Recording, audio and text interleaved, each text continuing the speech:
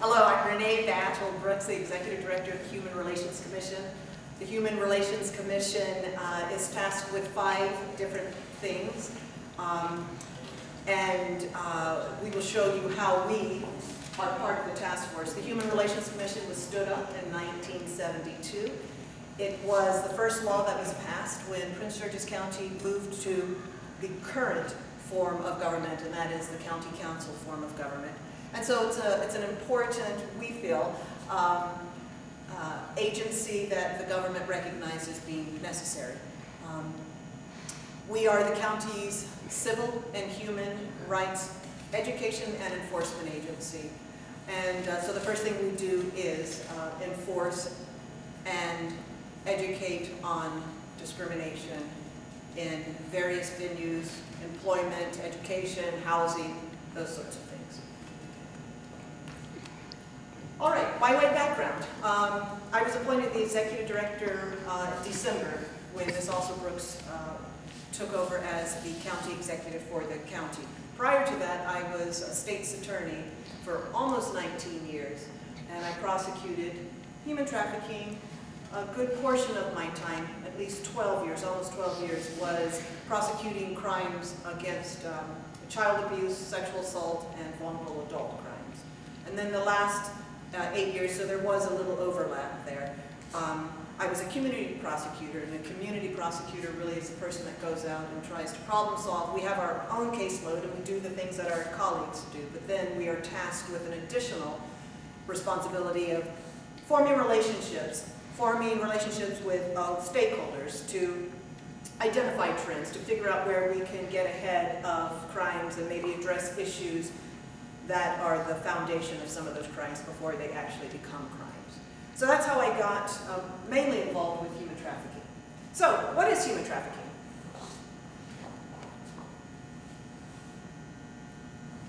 Yes, ma'am. Speaking from a social worker's perspective. Well, selling the babies. Could be. Yeah, that's human trafficking. Human trafficking is forcing someone to do acts against their will that are also illegal. Okay. She said forcing somebody to do acts against their will that could be illegal. Actually, some of the acts don't have to be illegal, because when we talk about labor trafficking, it's not. So in Maryland, we have sex trafficking, and believe it or not, as I stand here today, in Maryland, it is not against the law to traffic someone in labor until October 1st of this year. So we went down to Annapolis, and we were fighting the fight for a couple of years, and finally it was passed. Do I sound bitter? However, in Prince George's County, your county council passed a law not long ago that addresses both sex and labor. So human trafficking is modern-day slavery. It's the selling of a human being for something,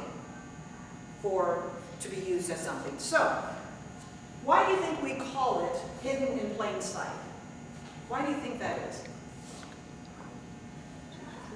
Okay, social worker. The average trafficking victim their appearance can be physically altered to look like one thing, so that it's not easily detectable by others who might see, for example, the boogeyman in one light, whereas he can actually come in a different form and you wouldn't recognize him because you're looking for that instead of looking at everything. Okay, she says because altered appearance. Sort of, but it's even simpler than that. Anybody could be a victim in human trafficking. Exactly. If you see this, does this look illegal? Does that look illegal? Right. We don't look illegal. So we can parade people who are in bondage in front of you, in front of me, in front of law enforcement, and it doesn't look illegal. Human trafficking is fast becoming the #1 criminal enterprise. It's surpassing guns and drugs.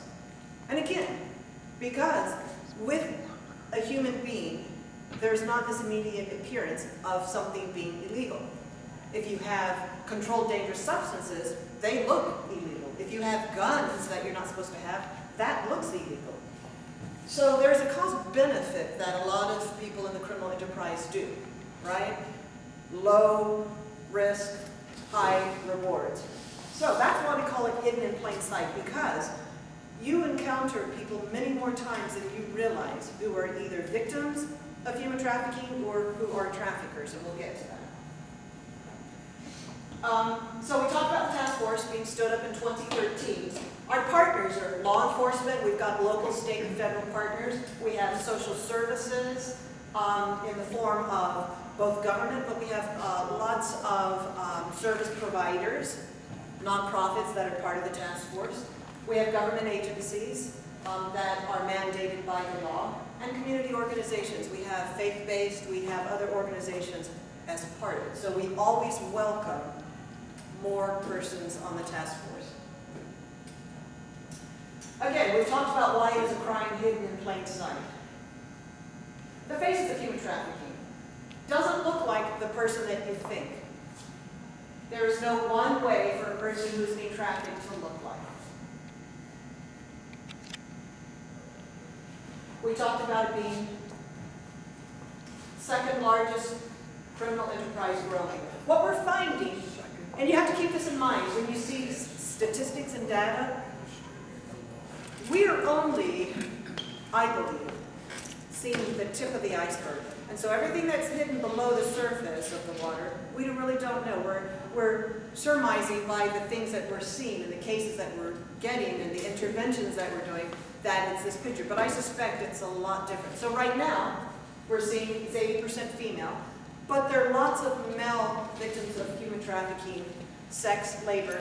But for whatever reason, I don't know whether it's socialization, I don't know, whatever it is. We can talk a little bit more about that, why more don't come forward or why we're not actually finding. It's about 50% children, but it is a $32 billion profit internationally. Some statistics say that if you have one child in your stable, that's what it's called, you could make $1 million cash a year. $1 million cash, tax-free. So if you remember nothing from this presentation, I want you to remember, please, that human trafficking is motivated by greed. Greed. May not be monetary greed, because when we get into news stories with Epstein, I think is his name. He was a billionaire. I suspect it was still greed, the allegations alleged against his trafficking. It may not have been monetary. That's my point, exactly. Power, the Because he already exchange. had that. Yep, exactly right. Just psychological second. Right. So let's see what trafficking. We said it's modern-day slavery. It requires force, fraud, or coercion. Those are the elements of the crime. However, if a person is under the age of 18, we don't have to prove force, fraud, or coercion. The only thing that has to be proven is that the person is under 18 when we're talking about sex trafficking. The person is under 18, that there was some sexual act in exchange for something of value. Doesn't have to be money. Something of value. And it's a 25-year penalty felony in the state of Maryland. For adults, for sex trafficking, we have to prove force, fraud, or coercion. So let's break that down a little bit. May I ask a question? Yes, ma'am. Why for a child, and, because you're taking away their innocence and their childhood, a number of things, why is the penalty so low? Would you come to Annapolis with us? that is what we have. That is what our legislatures have given. Doug Peters here. So, yeah, it is 25 years. It's 25 years also for an adult if you can prove the force, fraud, or coercion. It's a 10-year misdemeanor if we can't prove force, fraud, or coercion, but we can prove, for instance, there are many different theories, but receiving earnings. So if we can prove the trafficker received the money from the victim survivor, then we have a misdemeanor 10-year felony. Is that a A maximum? 10-year misdemeanor, sorry. Is that a maximum? That's maximum. So a judge who doesn't think it's so bad could give them a year? Correct, or probation. So let's unpack what force, fraud, or coercion is and what it looks like. So force, that's pretty obvious, all right? Fraud. What is fraud? misrepresented something. Yes, in its essence, that is the crime of fraud. And so the way I would see it play out in my cases, and what we see just sort of in stories around, the fraud looks something like this. So you have a group of traffickers that troll the internet. That's how some of them get their next victim. I've had cases where, absolutely, when I'm asking friends, and you know how with our young people, there's this phenomenon of you accept everybody even if you don't know them, because if you have 6,000 friends, you're more popular than somebody has. So it's this whole culture that we really need to also address while we're thinking about prevention. But they'll go on, and so a case where he absolutely was just trolling, as I say. He threw out the net to see what he could get in, and he got my victim survivor, who was 17 at the time. And so she was communicating with him, and she felt that perhaps this was her boyfriend, although when I talked with her, she'd never seen him. They hadn't actually talked on the phone. And there was a grooming period with her, that's what it's called. He groomed her, and had her, really thinking. Now, she lived in Hagerstown. They sent, because there were 2 traffickers, they sent an Uber from College Park to Hagerstown, which is a lot of money, and brought her down to College Park. The fraud perpetrated was that they had convinced her that they were going to help her find housing so she could move out of her grandparents' house. Fraud that I've seen perpetrated multiple times is, again, on internet or some sort of website. I'm going to make you the next recording artist. I'm going to make you the next supermodel. So you get people who are sort of in a vulnerable state, desperate. They fly them into this area. They bring them by train. However, once they get here, and we're talking about adults now, because you think, well, I would never fall for that. But it is not as simple as that. When they get here, at some point, short order, sometimes there's, a nice grooming period of, well, just, when it turns out that there isn't really this contract, and the person says, well, I don't want to do whatever you have in mind, I'm leaving, and the trafficker will say, well, where's my money? I paid for you to come, you owe me my money. That's another, it's called debt bondage. Debt bondage you never get out. There's always something that keeps you ensnared. And so, that's one form of fraud. Another fraud that I worked on, that I had, was a really nice young lady who was from sort of the country down in Virginia, not very sort of savvy in terms of sort of city things and norms that you need to perhaps watch out for. And she was on a website, a dating site. She thought this was a guy that, they really were striking up a relationship. She was 25, 26. She had like a 4-year-old, 5-year-old. And so she made arrangements to come here to stay with her family members while she was exploring this relationship to see if it was going to work. When she got here, she had $10,000, she had a car, and she was going to look for employment. The fraud was the relationship. So when she gets here, the arrangements with her family it wasn't working out from day one. And so she was going to go back home. And so he convinced her, no, just come move into my house. It's not a big deal. Just, get yourself on your feet. He encouraged her to enroll her child in the local school right near his house. But he was a SPO, Special Police Officer. Special police officers are licensed by the state of Maryland. They're allowed to carry a weapon, and they have police authority on the property that they are licensed to patrol. So imagine, somebody, who's not very sophisticated, savvy, you have somebody that comes sort of already with this air of authority and trustworthiness. And so she moved in and quickly went through her money. She was putting resume after resume out, calling, trying to get a job. Then she couldn't keep up with her car payments, her car was repossessed. And then he started,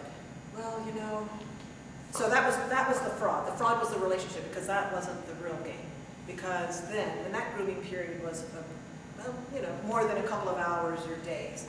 But ultimately, he forced her into human sex trafficking, And when she said, I don't want to do this, and you know, a lot of times it is done very, well, just, why don't you just, look, help me out, why don't you just have sex with a couple of my friends? It's not a big deal, you know, just kind of, and she was very resistant from the beginning, but she got caught up in it.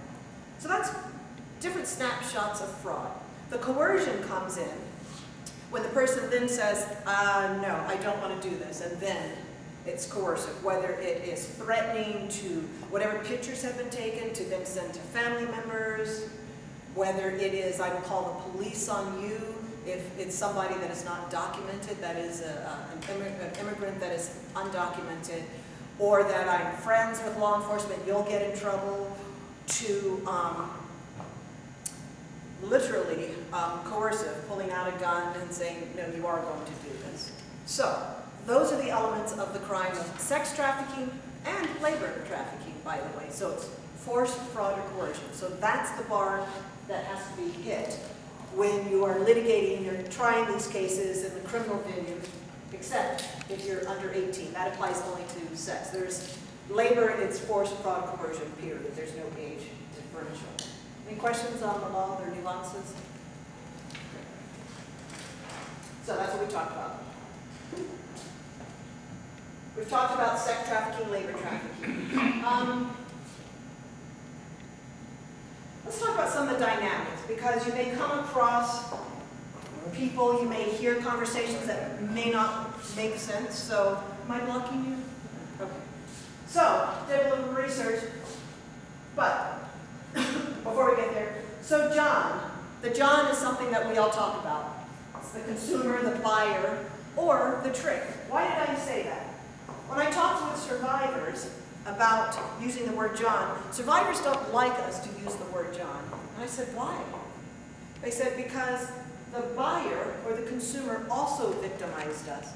And to call him or her the John humanizes that person. So, although we use, you know, in the vernacular John, I'm going to be using the word consumer or buyer. When I asked them, what would you like us to call the consumer, they said the trick.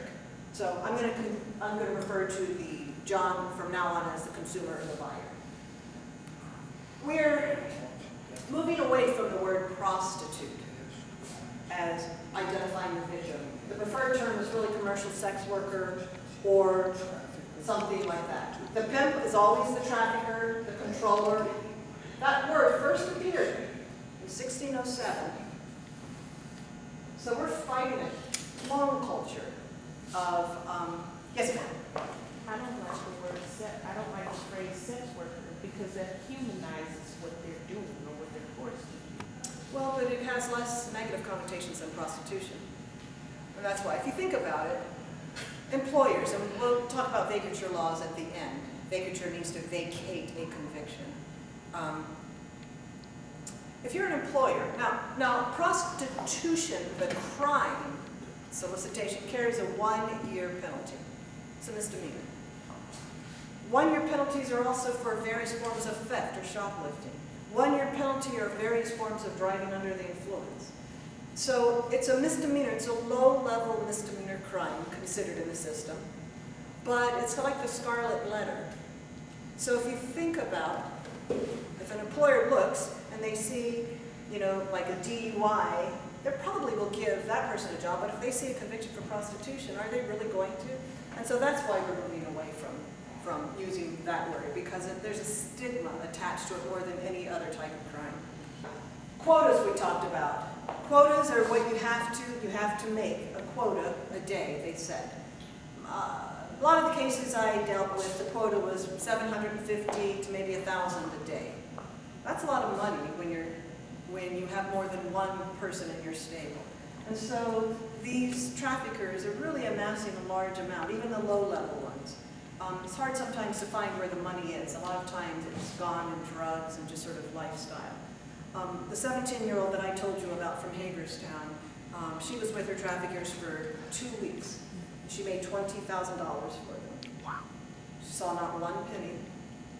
Her story did not end well, sadly, because she died before I could get the case to trial. It's a whole other long, very sad story, but our victims are vulnerable. The game, the life, that's what it's called. So the game really is, the traffickers call it a game because it is a game to them, and that's also how they sell it sometimes to their would-be victims, like, especially if it's a Romeo pimp, a pimp who is really wooing somebody, making the person think that there's a love interest. And it's really like, oh baby, you know, you just do this for us. This is for our dreams, so we can buy that house, we can do this. So it's the game. People that have been in the game refer to it as the life because that's what it is. So if you hear a conversation, that's what the term is. The bottom. The bottom is the person in the hierarchy. Well, let's go back for a second. It's a subculture, the life, the game. There is a hierarchy. There's authority. There's language that is used.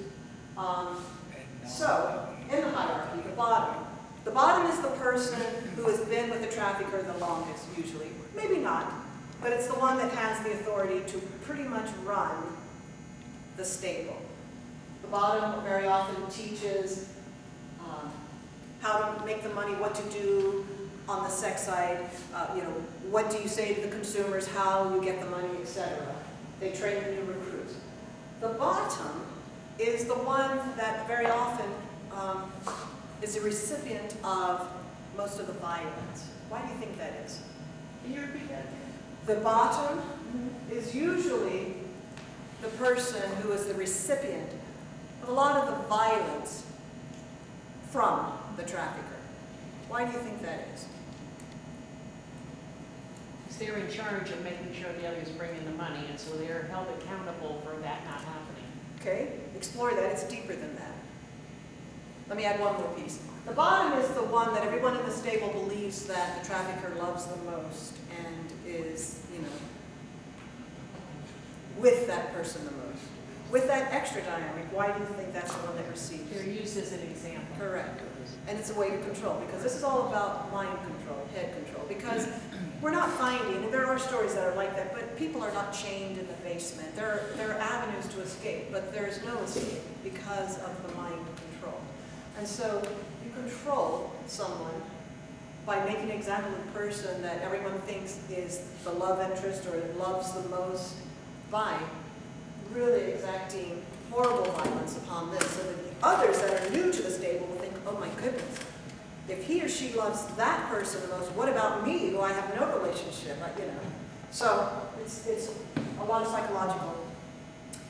You know, there's something called the Pimp Bible. It's real. If you Google it, it'll tell you exactly how to break a person down, and the language is, you know, what you would expect it to be. I'm putting it in nice terms. But they really tell you how to break that person down psychologically to then get them to do what you want. It's really, really insidious. It's really evil. The stable we talked about is having more than two people working. Choosing up if you hear somebody talking about that. It's when a victim makes eye contact with another pimp. It's deemed that she or he has chosen another pimp.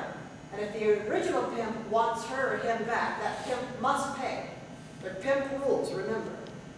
The victim must keep eyes on the ground at all times. So they're different dynamics in different states. Daddy is a term that the pimps require the victims to call them. They set it up like a family.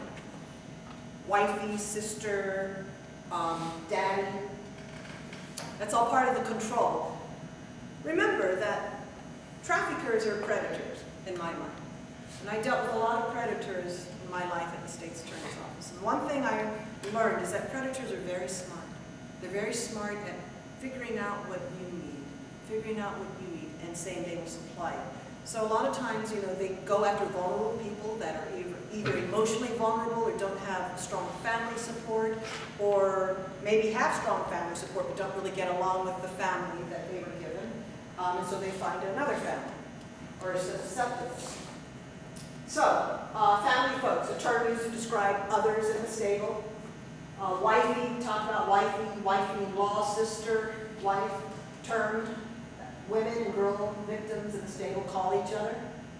Renegade. Renegade is a person who is involved in prostitution but is not under pimp control. So we have renegades that are operating here in the county, and every place does. And renegades are part of the problem. I suppose if you peel the layers back enough, perhaps you will find, not always, but perhaps you will find that there's been victimization in the past, and perhaps they think they're doing this of their own free will, but that's part of the supply-demand side. So renegades are, you've got finesse pimps, Romeo pimps, those are the pimps that use psychology to manipulate, we've talked about that.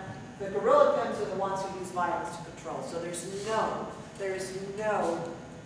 veneer of kindness. It is violence from the beginning, and that is how they keep control of their stable. So the paradigm has shifted now from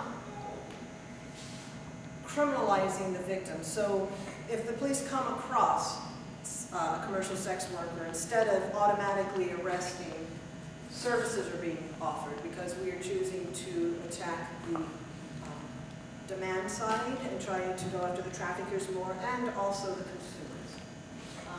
Statistic that I think bears understanding is why we have to keep our children close. 2.8 million children. These statistics are a few years old, so I suspect it's probably higher, who run away, are living on the street within 48 hours of leaving home. 1/3 of them have already been lured into. So let's talk about the myths, and dispelling some of those myths. You hear people say, remember, what did I say? Pimp was first used in 1607 or whatever it was. It's a long culture, a long history of, what's the big deal? It's a victimless crime. It's adults making, it is not that. This is so much a victim crime, even if it's a renegade. Another myth, that our victims are smuggled into the U.S. or transported across state lines. That's not true. A lot of our victims are born, raised right here in That the does county. happen at times. Sorry? That does happen at times, doesn't it? It does, but that's not, we like to think that it is everybody coming from all these other countries. It's not. It is right here at home. And there are laws now regarding transporting someone across state lines for Well, such they- activity. Yes, those laws have always been. Absolutely. That's the federal nexus. Or that it only impacts the immigrant community. That is a myth.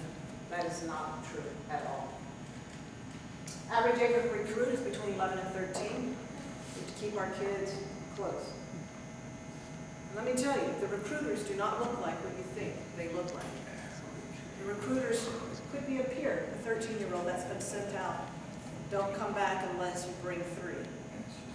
There are stories of pimps that dress up their stable, beautiful clothes, send them out to the clubs, and say, don't come back unless you need to bring 3 young ladies with you. So, you know, your guard is down because if somebody is coming to talk to you who looks like you or relates, you're not going to be thinking, oh my goodness, am I going to, you know, is this somebody who's trying to lure me into the life? I'm from Detroit. An example of that would be Robert Kelly. Yeah, R. Kelly. He was actually going to the schools and getting girls out. I went to school with him, he is cut. Yeah. No, he's, and we'll see. It's finally playing out. Hopefully justice will be served, but yeah. When I say it's everywhere, it's everywhere. A colleague of mine who works in the medical field, but she's on the task force, was telling a story. She used to do sort of student education classes in Montgomery County school system. And so she was talking with a young lady there, kind of talking a little bit about trafficking while she's also talking about, you know, assaultive, not domestic violence, but intimate partner, just the things that she was educating the students on. And she was talking about trafficking, and this young lady relayed the following story. She and her parents were up at Deep Creek, Western Maryland. And I think she was maybe a 7th grader, I don't know, I could have the specific facts a little wrong, but she was young in that age group. And she was with 2 of her friends, and they were down by the dock.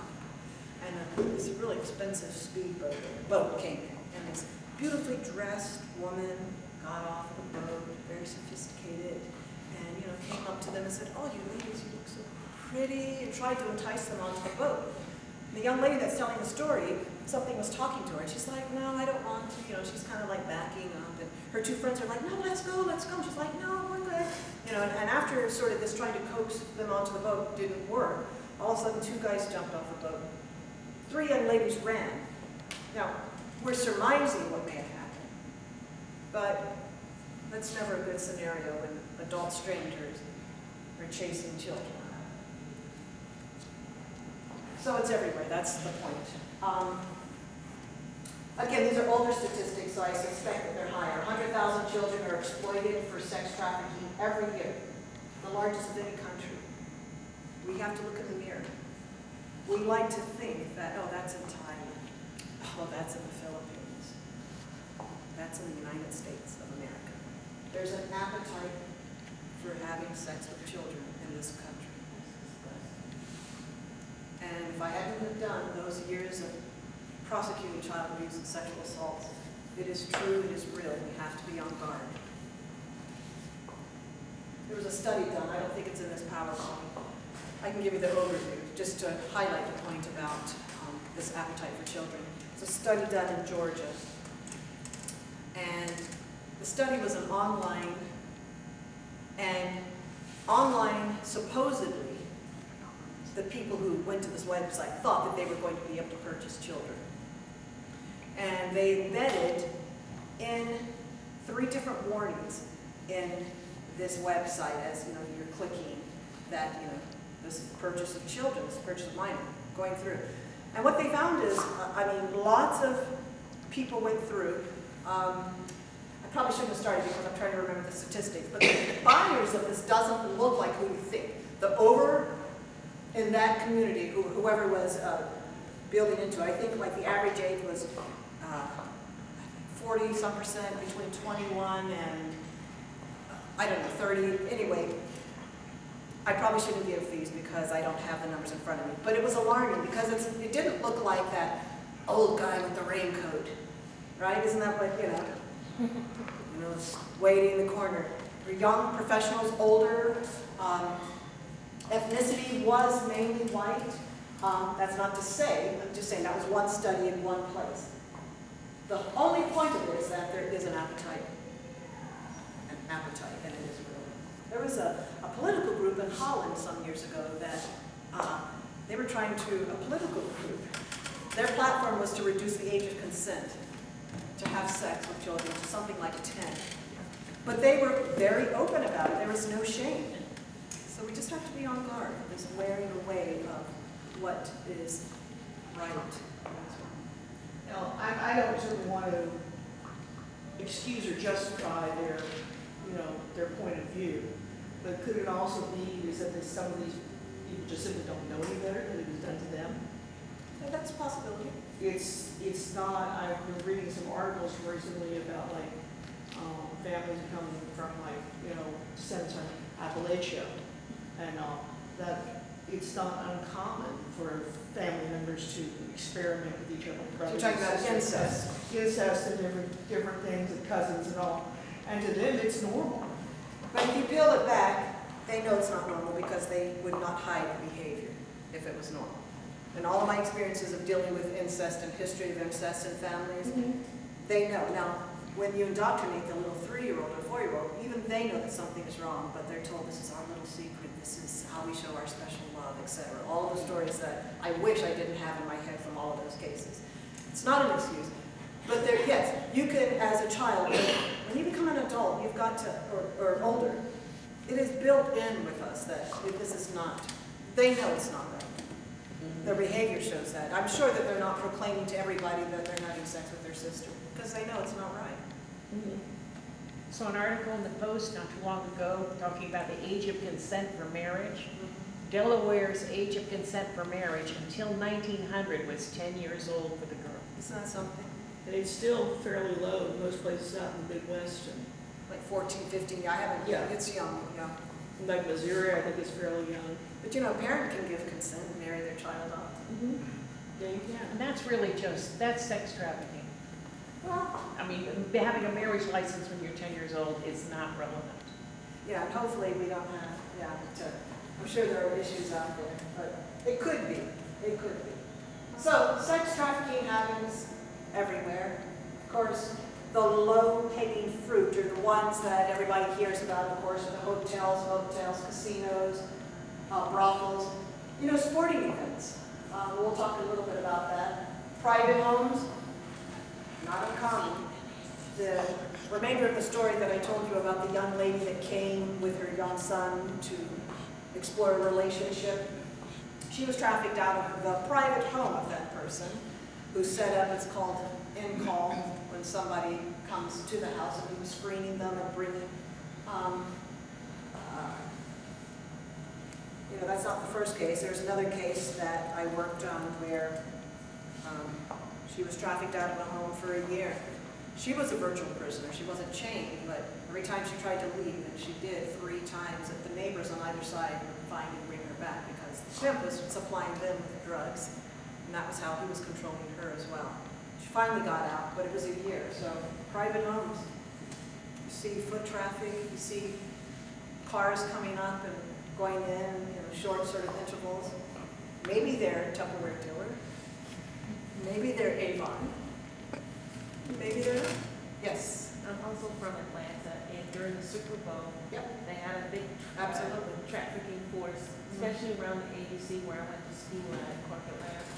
That's your dominant area because Fulton Industrial Boulevard is not far from there. Right. And their whole task force was out in droves to catch Exactly. traffickers, and they did catch some. Right. And the reason is, and we're going to talk about this, the reason is, truck stops, of course, massage parlors and on the street. It's called the track. You see less and less of people on the track because it's gone viral, right? Backpage, which now is down, but Backpage is a place where you could go.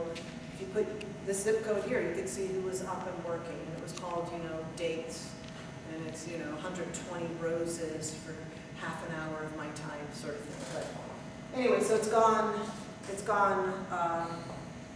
on the phone, so it's a little bit harder.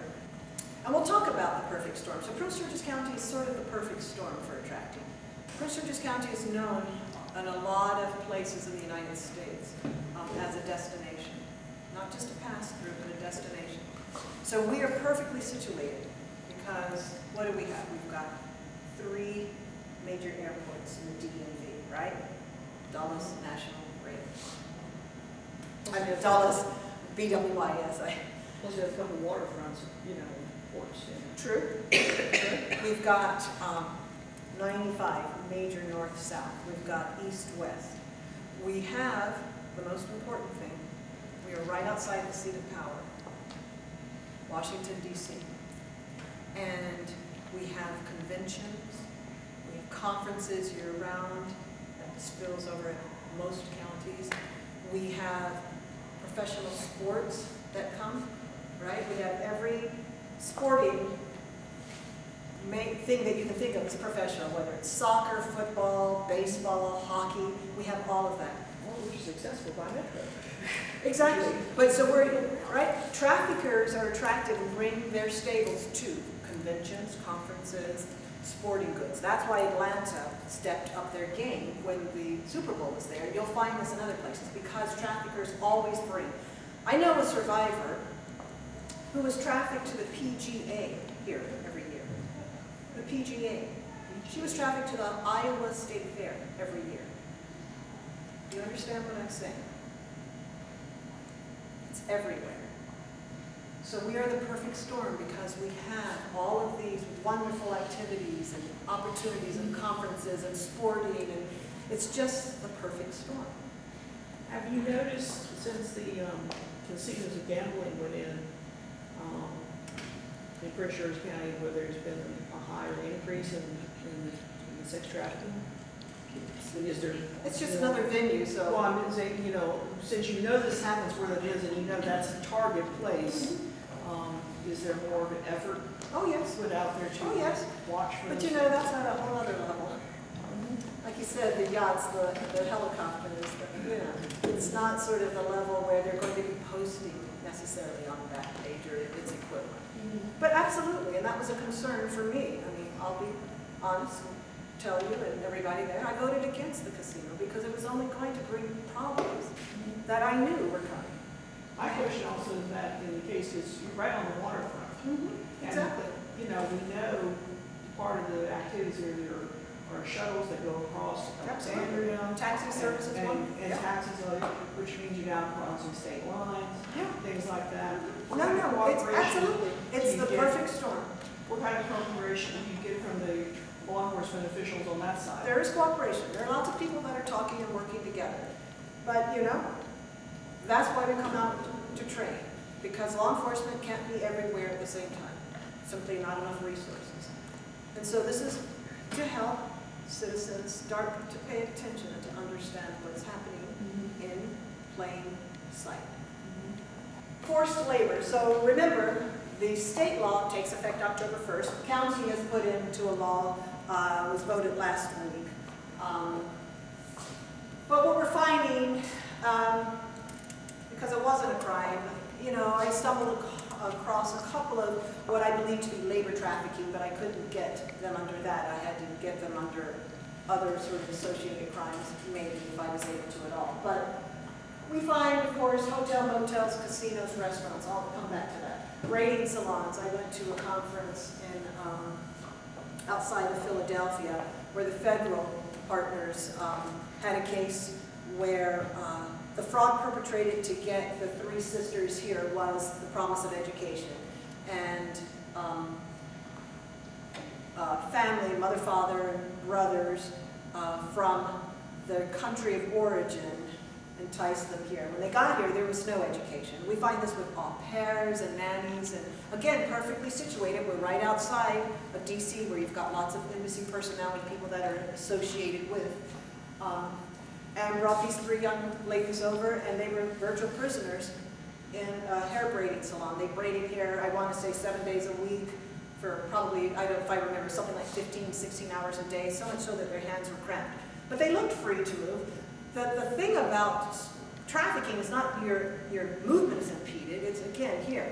And so they had them living close by, and they walked to and from work every day. There was a customer who finally kind of started noticing something wasn't, and so very quietly slipped a little note, inquiring if this person was okay, kind of built that relationship of trust.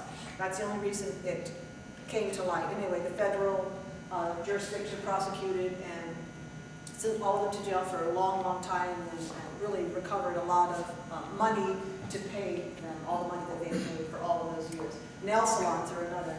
You know, you have to ask yourself sometimes.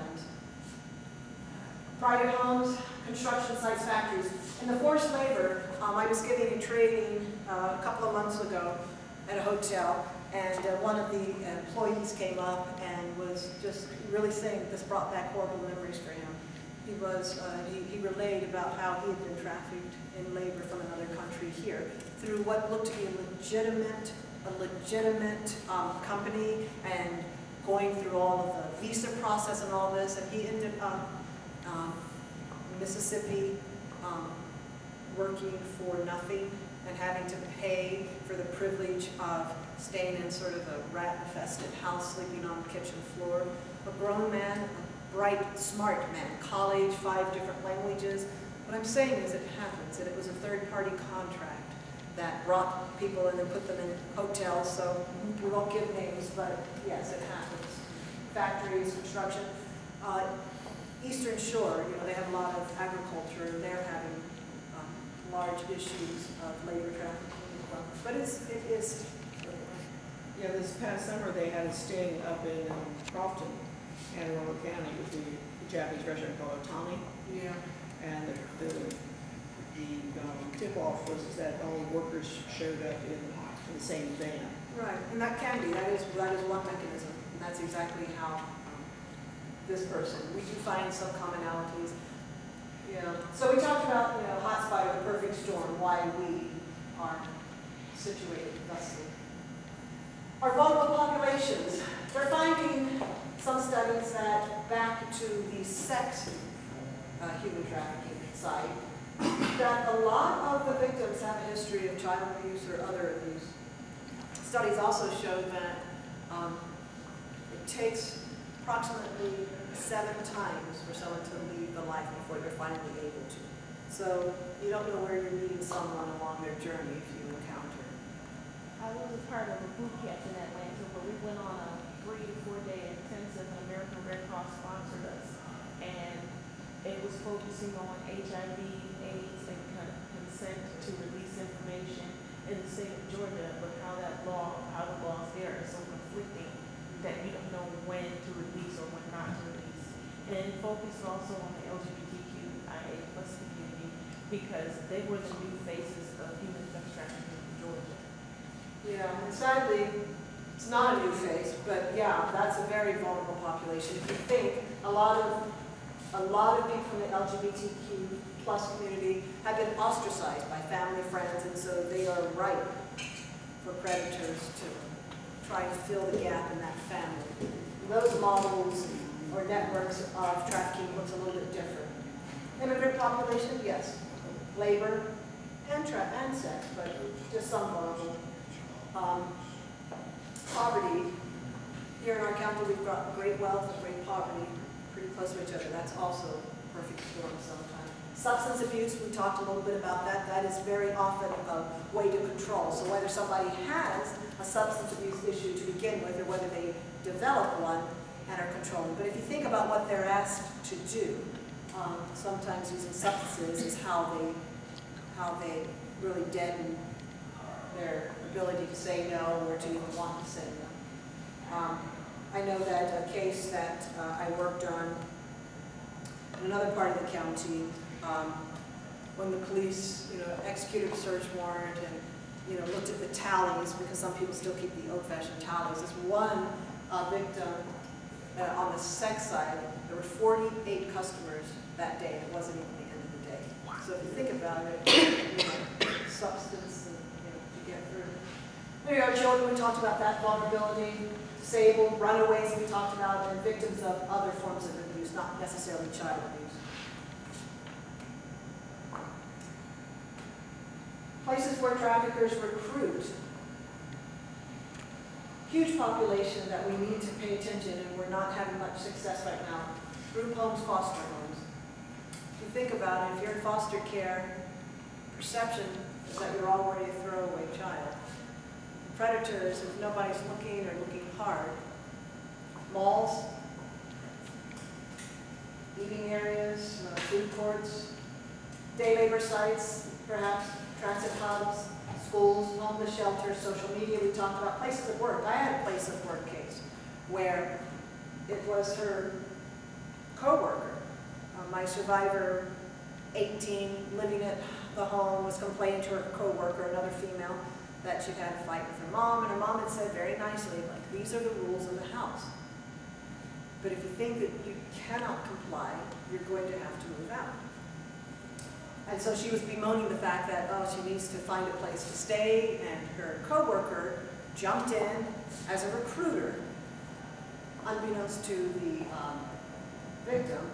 Oh, well, I can introduce you to this guy if you want to make some money. You just have to wear, just cute little sexy things and have your picture taken. That's how she was inducted into the place of work. Vulnerabilities. We talked about romance, that one story I talked about, false promises, familial. There are families that traffic their children. I had a case where a mother, when the police went into this hotel room, as they were clearing the room, the minor child was there, and so was the bottom, who was maybe 18. And when they went to go to the bathroom, they couldn't, and inside the bathroom was the mother, who was in her mid-40s, and then the trafficker. So she was in the chain. She just sort of encouraged, we need a place to stay. We need to do this sort of thing. So familial, it is there. Lack of housing. Again, we talked about the emotional support, substance abuse. These are all vulnerabilities that are exploited. Health issues, peers. We're finding that they control their victims by many different ways. Substance abuse, beatings. You'll get in trouble, I won't. Again, you'll get deported, I won't. Victims. Victims, we're finding, don't self-identify as victims. With all of the heinous things, violent things that have happened to them, they don't self-identify still as victims. We talked about sort of that mind control. Their loyalties, even after all of the violence, very often is still with the trafficker. So it's very hard to cut and to break through that barrier. It takes, you know, if you think that they're already coming from violence or abuse or something in their background, some vulnerability that has been exploited, once they're there and you build sort of this family situation, and even though there's abuse and all of this, once we get involved, that hold is so strong still. We've talked about the trauma bond that's developed, right? Remember Stockholm Syndrome? Yeah. Patty Hearst, Sudanese Liberation Army, that whole, you know, back in the day, she was prosecuted, but I'm sure there was that trauma bond, that connection through trauma that you have with the person who was perpetrated. Stockholm Syndrome, if you remember, came from, I think it was a bank heist that went bad, and there was a hostage situation for however long, and when it was over, exactly, those victims are like, no, don't hurt them, don't. Right, the trauma bond is real, so it's a factor. Again, traffickers teach them to fear law enforcement. Again, the only family they know is that family, so you don't want to not be part of this family. They very often believe there are no other options. It's very much a feeling of shame and embarrassment. Worried about what the jurors are going to think about them, how are they going to be judged, and really just helping them understand that the jurors are there to listen and to hear what their story is, and that, you know, but it is real, and it's sometimes insurmountable. We know that traffickers also make them engage in other forms of illegal conduct, selling drugs, stealing, breaking into houses.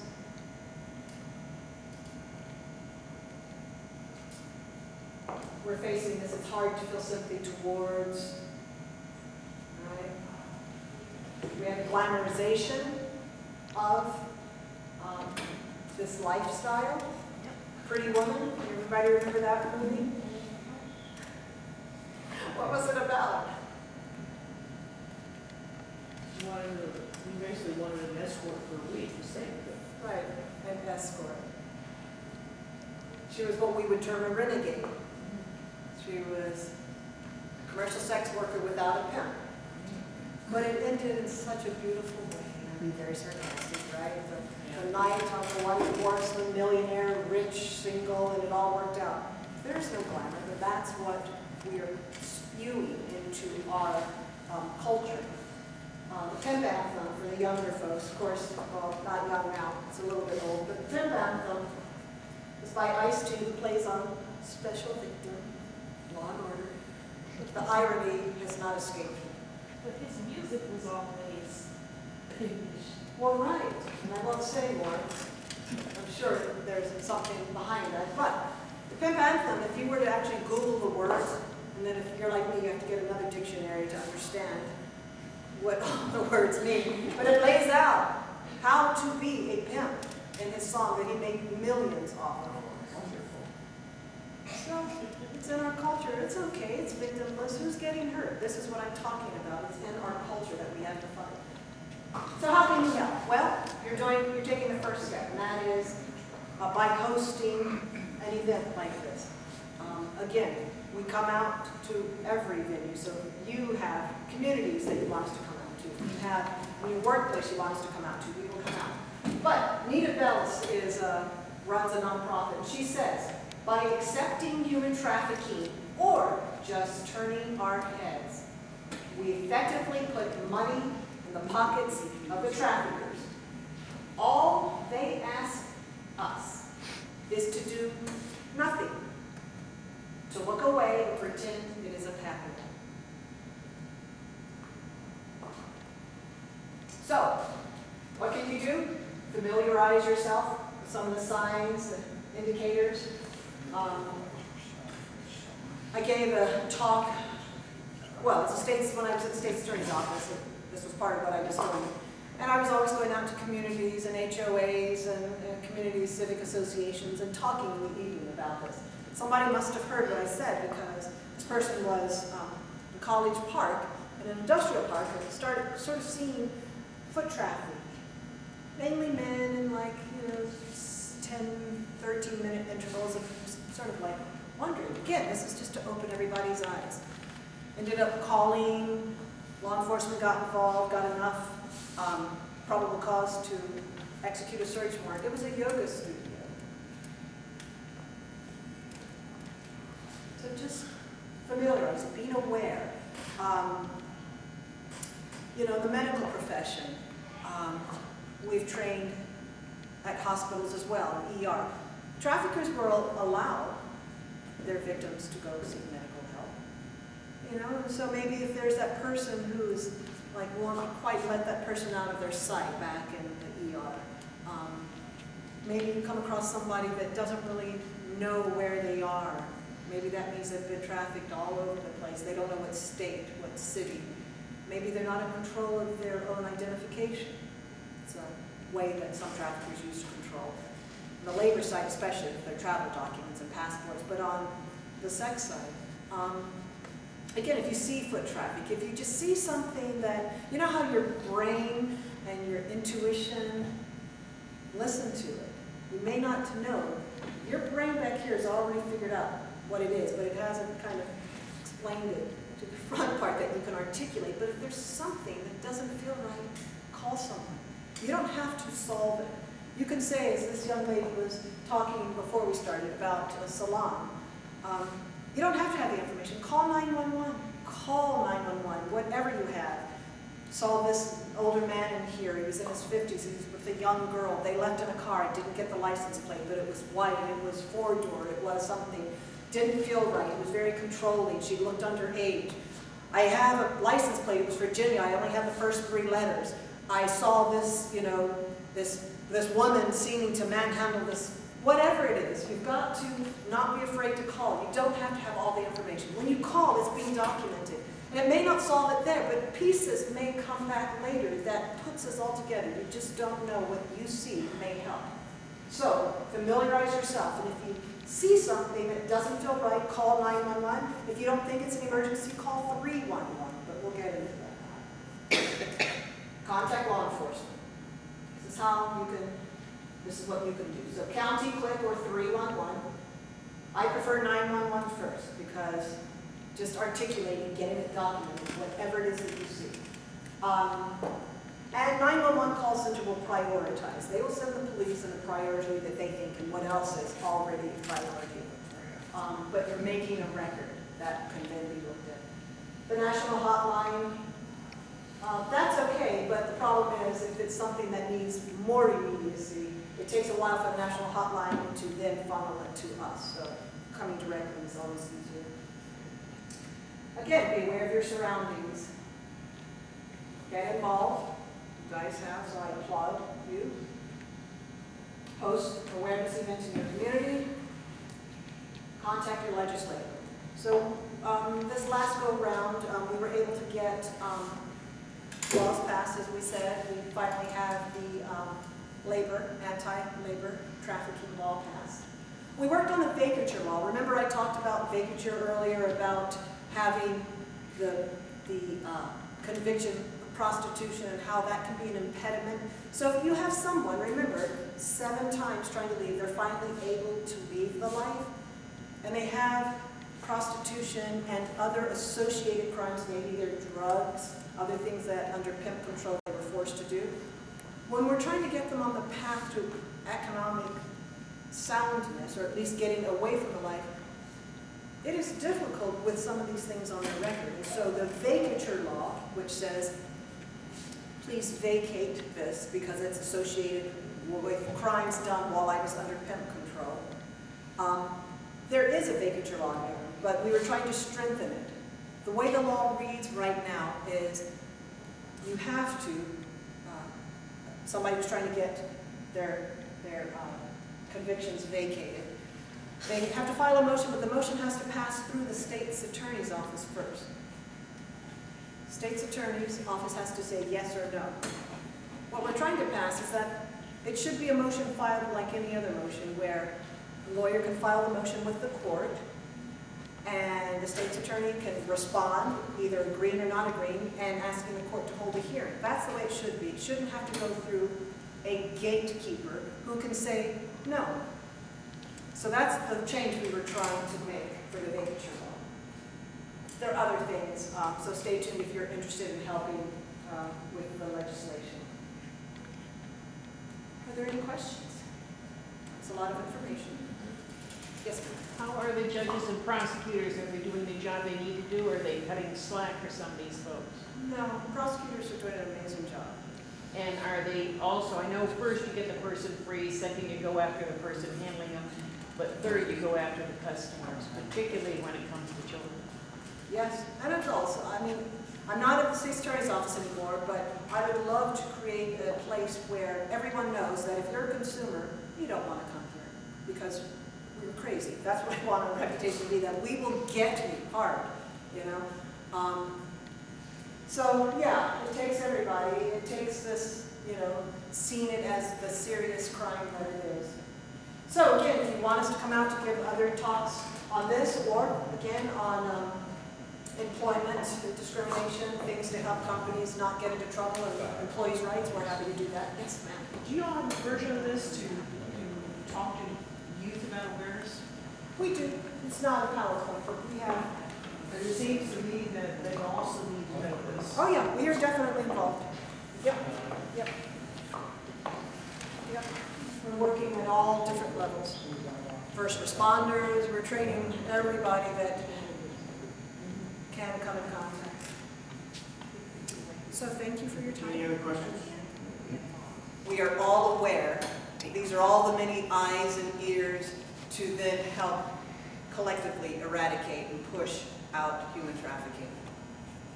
That's the second hat from the Human Relations Commission. The third hat we wear is to administer a program.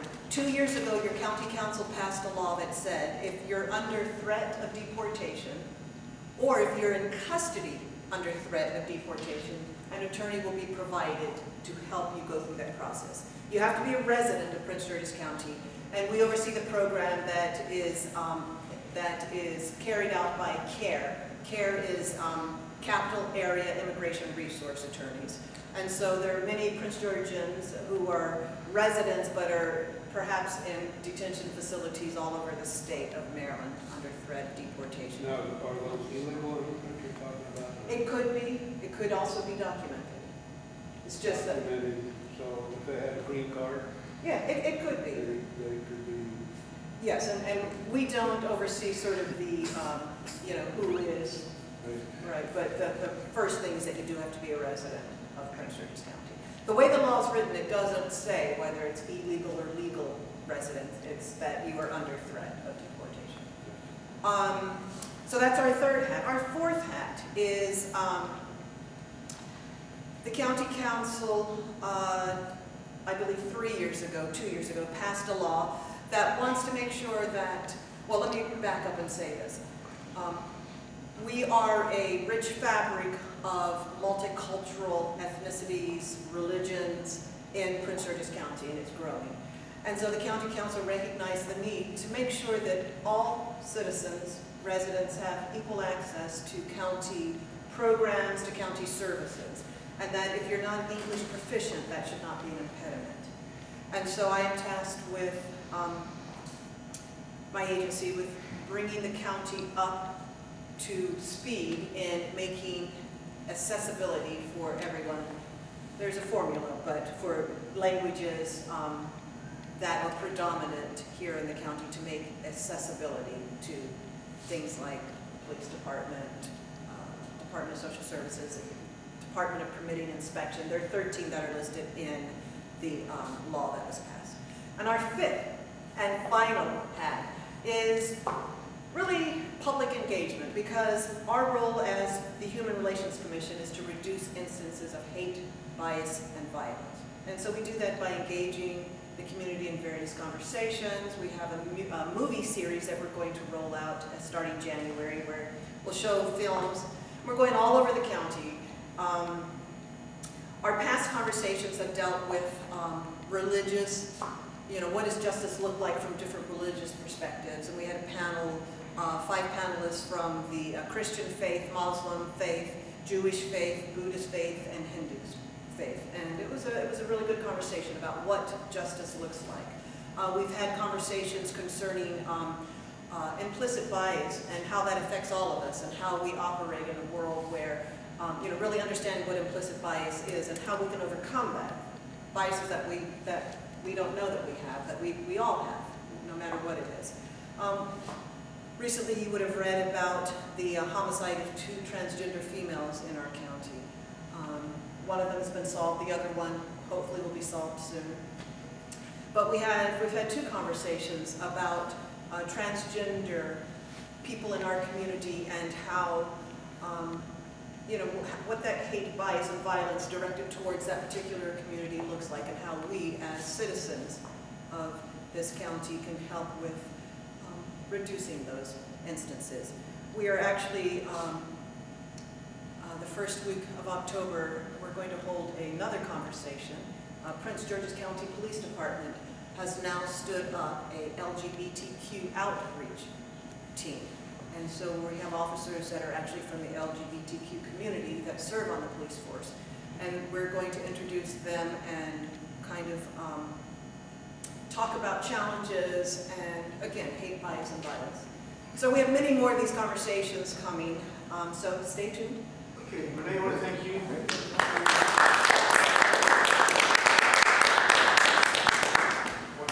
Task force for being available so I can contact you, and we wish you and the task force everything, all the power that you need. Thank you. To solve this issue. And I think we have learned a lot here what it's all about and what we can do. Yes. Keep an eye out for this. So thank you very much. Thank you for having us. Thank you.